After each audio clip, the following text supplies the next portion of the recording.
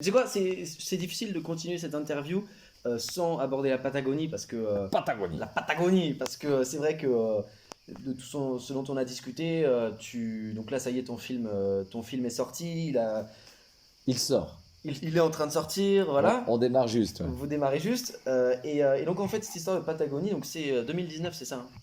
On Oui. était en 2019. Ouais, ouais, ouais. 2019, tu décides de Février, partir faire février, un voyage mars.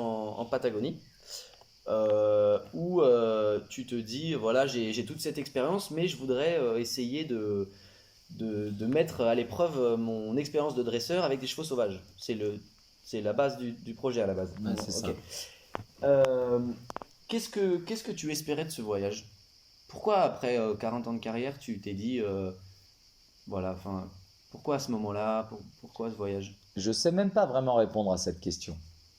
Parce que, alors maintenant j'ai la réponse, maintenant que je l'ai vécu. Ouais. Mais je me remets en arrière. Et pourquoi je veux faire ça? Alors, quand même, parce que j'ai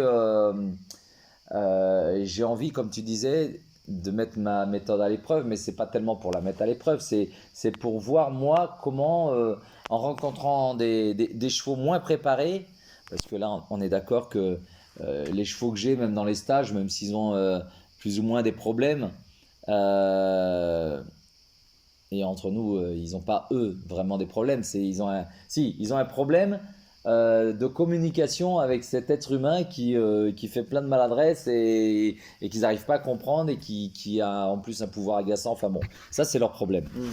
Et donc je veux arriver avec une espèce de pureté, tu sais, comme quelqu'un qui voudrait confectionner un bijou et il part avec un diamant brut. Voilà. Et il veut partir de ce diamant brut. Il veut pas faire une rénovation de bijoux. Ouais, ouais, Tu ouais. vois. Et si je peux donner une image, c'est celle-là. Et là, je veux aller dans le brut, dans le sauvage. Et parce que justement, en fait, comme tout à l'heure, je veux me mettre en difficulté parce que je sais que c'est dans la difficulté que tu apprends. Tu vois, ça c'est très biblique. Hein, les épreuves, elles sont là pour ça. Mais sauf que nous, même chrétiens, on se rend compte que les épreuves, ben, on préfère qu'elles nous touchent pas directement.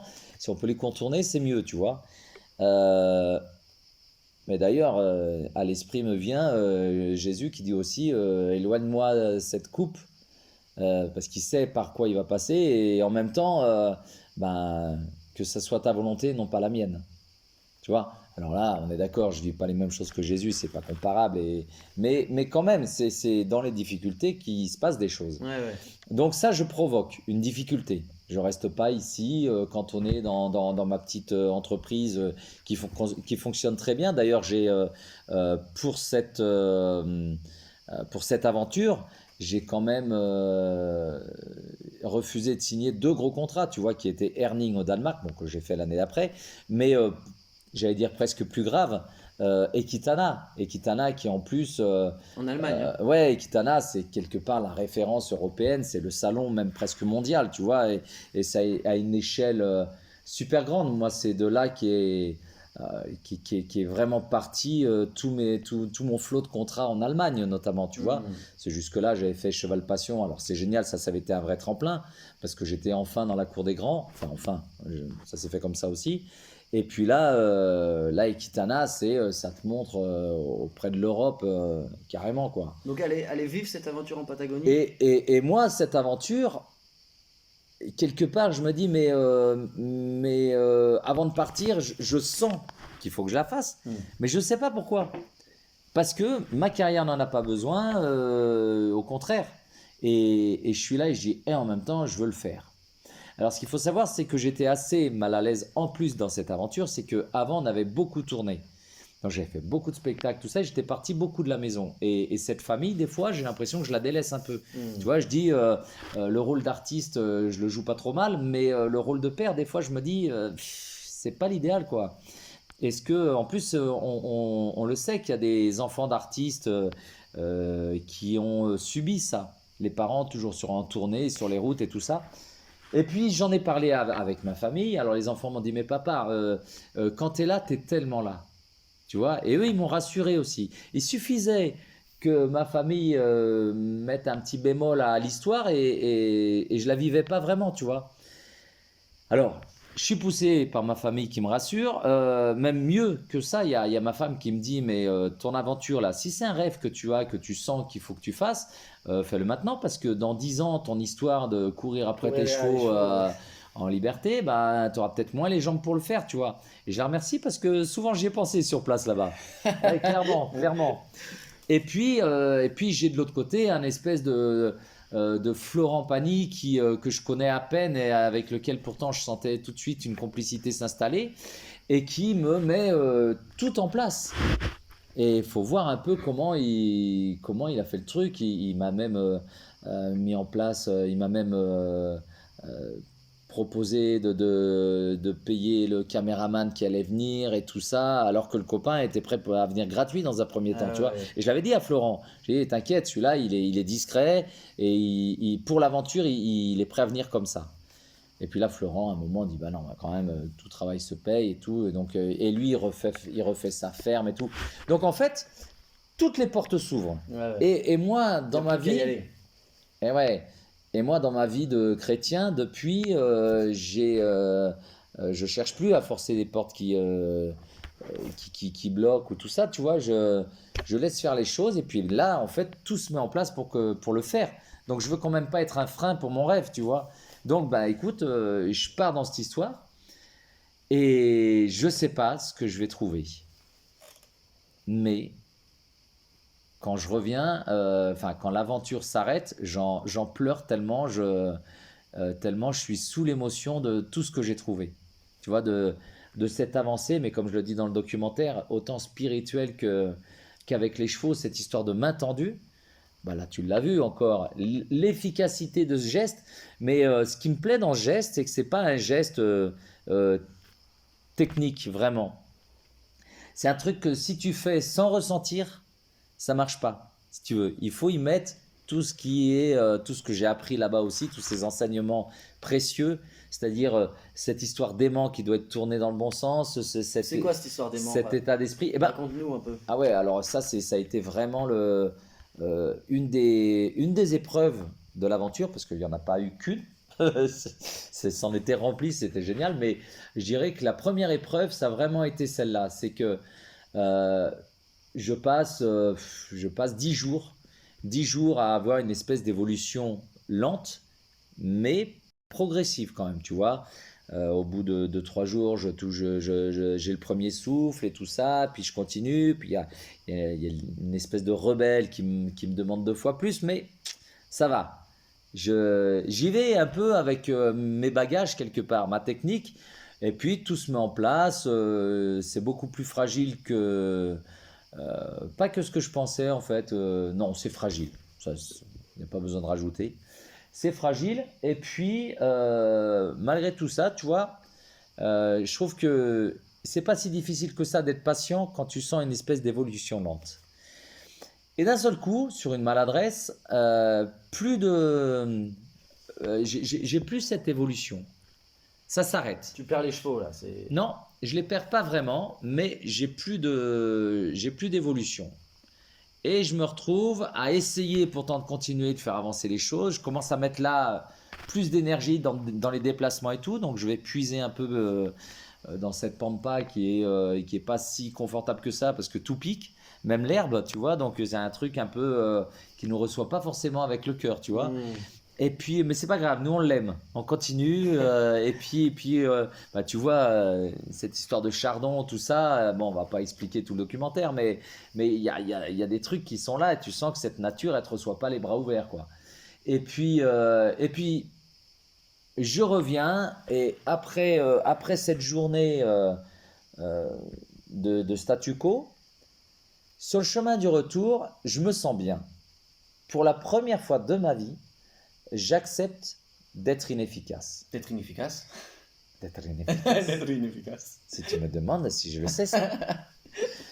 Et, euh, et c'est déjà un état nouveau pour moi. Bon, il y a un truc qu'il faut dire, c'est que cette aventure, j'ai pu la vivre pleinement parce que justement, j'avais que ça à faire. Quel bonheur, tu dois pas rentrer, tu dois pas répondre à des mails, des trucs comme ça, tu es dans ton aventure, plongé, pas de connexion téléphonique, rien qui parasite ça. Et au fond de moi, je dis, ben, j'ai tellement voulu trouver des sensations nouvelles que ben voilà, je dois être à l'écoute de tout ça. Et cette sensation, elle est nouvelle, celle de rentrer avec le sourire. Tu as fait une journée où il s'est rien passé. Et même le caméraman qui est avec moi, qui est un copain, et qui me dit, tu souris? Et je dis, ouais, j'ai passé une belle journée quand même, vraiment. Et puis il me dit, purée, mais il s'est rien passé. Je dis, bah ouais, mais pour la première fois de ma vie, ça ne m'atteint pas. Tu sais? Je rentre le cœur léger, comme si l'évolution avait continué. Je dis, purée, c'est nouveau ça chez moi. Et c'est confortable. Alors j'arrive et puis on débriefait avec Florent qui n'a pas attendu très longtemps pour se foutre de ma tête. Ce qui était génial d'ailleurs, parce que tu vois, lui, il a quelque part amené cette espèce de dérision dans l'histoire qui m'a aidé encore plus, tu vois. Et là, on rigole le soir. Bah, c'est comme quand on le voit dans la bande-annonce. Alors, ils sont partis loin. Ouais. Tu vois, et puis je suis là, mais je dis, mais je m'en fous, je suis là pour vivre cette aventure, que les chevaux partent loin ou pas. J'ai décidé d'accepter. Mais après, avoir les paroles et puis le vivre réellement et le ressentir réellement, parce que, tu sais, on peut même presque tricher avec nous-mêmes. Mais là, j'ai pas besoin. Là, je suis bien. Donc, il dit, bah, dis donc, super, si tu apprends à être inefficace, oh, tu vas aller vachement loin. Et on en rigole. Le lendemain, je reviens. Et là, se passe une chose incroyable, c'est que c'est encore pire. Et c'est encore pire. Et C'est là où ta famille te manque ou pas? ouais, Ok. ouais. Et c'est encore pire. Donc en fait, je fais marche arrière. C'est-à-dire que les chevaux qui arrivaient à venir me souffler la main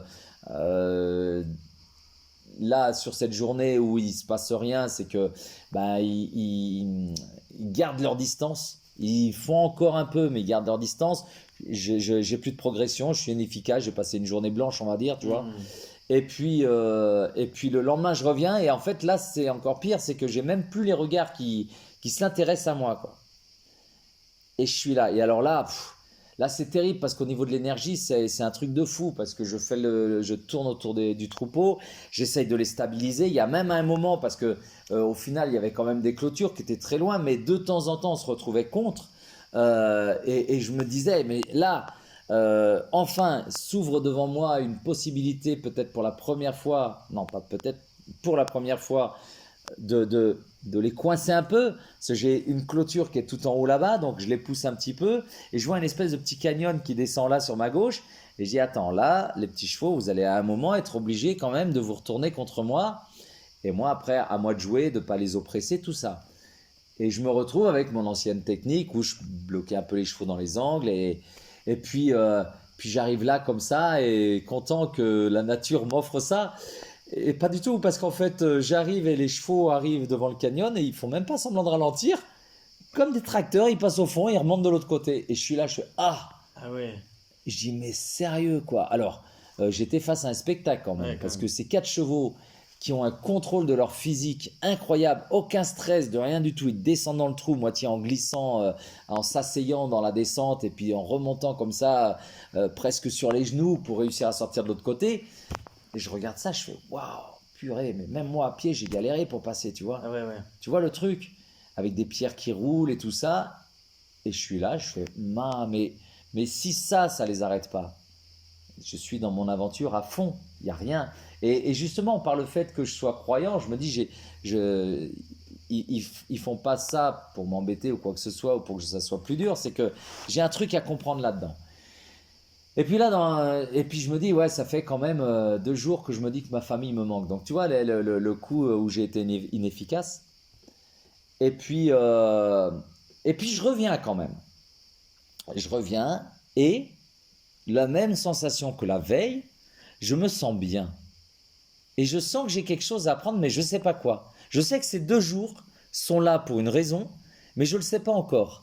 Et, euh, et puis, euh, et puis je commence à marquer dans mon livre, là, comme tous les soirs, tout ça. Et puis j'essaye quand même de me dire, alors ok, j'ai accepté d'être inefficace pour la première fois de ma vie. J'accepte aussi de faire marche arrière. Alors là, bon, je te dis pas au niveau du briefing du soir, Florent qui m'attendait, là, c'est tombé. Et moi, je lui sors tout content et je dis, ben, attends, tu sais quoi? C'est génial parce que c'est encore pire qu'hier. Mais j'ai réussi à accepter ça aussi. Faire marche arrière. Mais c'est une sensation tellement nouvelle pour moi. Et je sens que ça ne m'atteint pas. J'avance pas, évidemment, mais ça ne m'atteint pas. Mais par contre, j'aimerais bien comprendre parce que je sens que ces 2 jours ne sont pas là par hasard. Et en plus, je me disais, euh, c'était une préparation la veille, celle d'être inefficace, pour t'apprendre à accepter de faire marche arrière. Parce que si tu le reçois dans l'autre sens, l'enseignement, faire marche arrière directement, je crois que j'aurais pas accepté, tu vois. Ouais. J'aurais essayé de trouver des solutions, je me serais posé beaucoup de questions, tout ça. Alors que là, j'ai cette sérénité et ça m'amène à aller là. Et puis je commence à marquer et je vois cette histoire d'aimant en tête. Et je vois 2 aimants qui se repoussent ou qui s'attirent. Alors, quand ils se repoussent, je vois que si tu veux qu'ils s'attirent, il faut que tu en tournes un. Il ne faut pas tourner les deux, il faut que tu en tournes un. Et puis je vois cet aimant en fait qui est symbolisé, qui symbolise mon personnage. Et puis l'autre aimant, c'est les chevaux. Et je me vois toute la journée avec cet aimant négatif sur le négatif. Et tu vois, et je vois plus que le cul des chevaux en fait. Et ils partent devant moi, et j'essaye de faire le tour, ils partent dans l'autre sens et tout ça. Et puis d'un seul coup, je vois cet aimant qui tourne, et là, schlock. Et je fais waouh! Mais comment je vais tourner cet aimant? Qu'est-ce qu'il faut que je fasse? Et puis je vois négatif et positif. Je me dis, purée, mais ça fait 2 jours que je me dis que ma famille me manque. Et en fait, c'est ça. Et je reçois tout comme si c'était une évidence, en fait, tu sais. Et pendant que j'écris, tout me vient à l'esprit comme une évidence. Et je me dis, mais c'est ça. Il ne faut pas juste accepter, il faut aimer. Aimer cette situation inconfortable. Parce que accepter, ok, c'est comme une fois j'avais discuté avec ma mère. Et je disais, il faut aimer les gens. Et elle me dit, déjà, si tu les respectes, c'est bien. Et puis sur sa réponse, ça se tenait, tu vois. Et je me dis, ouais, mais en même temps, c'est pas ce que nous dit la Bible. La Bible, elle nous dit pas respectez-vous les uns les autres. Elle dit aimez-vous les uns les autres. Et là, je suis là et je fais, mais en fait, on est dans le même concept. Donc cet aimant, même s'il est tourné qu'à moitié, ça marche pas pareil. Et là, respecter, c'est bien, mais si tu fais comme le pH, il y a -7 et +7, et au milieu, c'est neutre. Mais respecter, c'est le minimum. Mais quand on entend minimum, c'est 0. Et tout ce qui va être +1, +2, +3, plus tu seras près de +7, plus tu vas construire. Tu vois? Et cet amour, en fait, il ne faut pas être juste dans le respect, il faut être dans l'amour. Et là, c'est pareil, il ne faut pas être juste dans l'acceptation, il faut être dans l'amour de cette situation. Et d'un seul coup, je me mets à sourire, je me dis, purée, mais tu crois que ça puisse être aussi, aussi fin que ça? Et puis je dis, ah ouais, mais je pense parce que les chevaux, ils ont ce côté impalpable et incroyable qui nous échappe. Je dis, demain j'y vais, je vais prier avant, je vais remercier cette aventure, je vais remercier tout, je vais remercier Dieu de me faire vivre ça.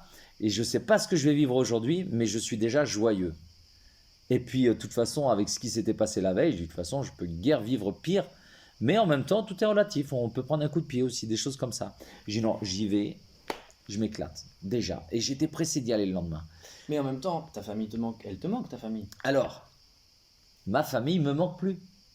Ma famille, géniale, elle vient dans quelques jours. Donc là, tu tournes le positif. Et là, je tourne mon aimant, vraiment. Et je dis, mais en fait, ma famille, elle me manque pas. Chaque jour, chaque minute se rapproche d'elle. Et chaque minute me donne ces enseignements précieux que je suis venu chercher ici. Et je suis là, et j'y vais comme ça. Et là, je découvre le nouveau geste. C'est là que tu découvres le nouveau geste? C'est là que je découvre le nouveau geste. La La main tendue. Et en fait, je me dis, mais purée, mais Seigneur, mais tu es extraordinaire parce que tu nous mets à l'épreuve. Pour moi, un chrétien, il doit être serein.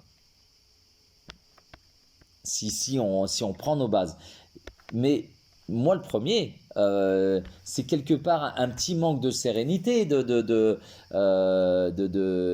me dire que ma famille me manque ou tout ça. Tout va bien, elle arrive, tout ça. Elle va arriver en temps et en heure, au moment où tu en auras le plus besoin, tu vois. Et j'avais un petit manque, un petit quelque chose.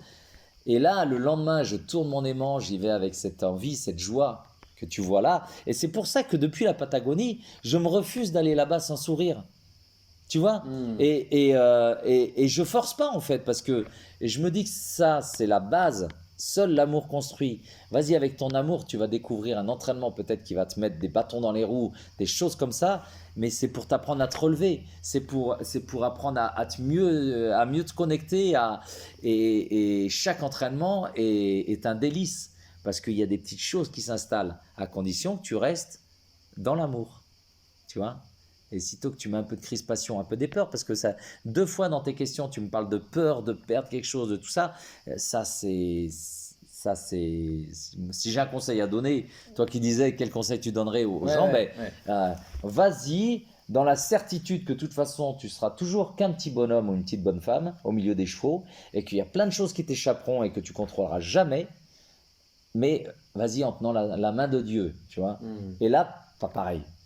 Ouais, ouais, pas Tu pareil, vois, ouais, là, ouais. pas pareil. Et le chrétien, il a le droit d'être en chemin aussi, quand même.